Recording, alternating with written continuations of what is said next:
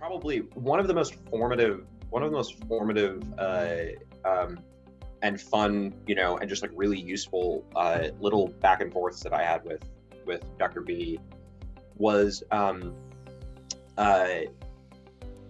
I remember being in one of his classes again, just kind of green, doing sometimes my best, but just like interested, but not honestly not the best student, especially specifically like at the beginning. But I just had unbridled confidence, undue and unbridled confidence. And I remember rolling in one day and we were addressing some element of like Plantinga's, externalist epistemology in this epistemology class I was taking with Dr. Bridges. And I just, like spouted off like a, off the cuff, objection, enumerated a couple kind of like flimsily thought out points to go along with it, and but said it really confidently, because I was like, that was good enough for me. And I remember his response, and this just like it wrecked me, but it was so good. Was he listened through the whole of what it is I was saying, paced as he does, looked back at me and said, "Lucas, I don't understand what you just said. And by that, I mean, you don't understand what you just said."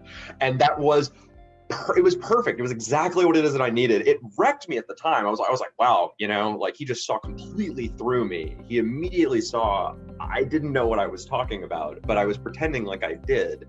But it lit a fire for me, because I then went, and then for the next week, I was like, well, Dr. B is going to see me. Dr. B is going to see if I know what's up. And he's not going to let me get away with stuff. So I spent, the whole week and just like really intensely, like working for this next class. Like I'm gonna impress Dr. B. Came in and had made one decent point. And I remember he just got so excited. He was like, yes! I could just tell he was so pleased that I'd gotten it, that I understood what was happening. Mm-hmm. And so, yeah, the fact that he just he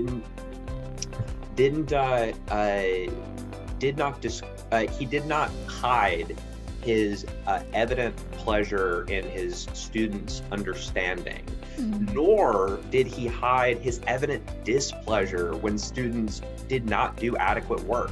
Mm-hmm. That really very fair, carrot stick sort of pedagogical strategy was exactly what I needed as a burgeoning philosophy student. And to this day, I've never had a professor who's been as fair in that respect and has been that encouraging when I need it, and as critical and to the point when I needed it, as Dr. B does.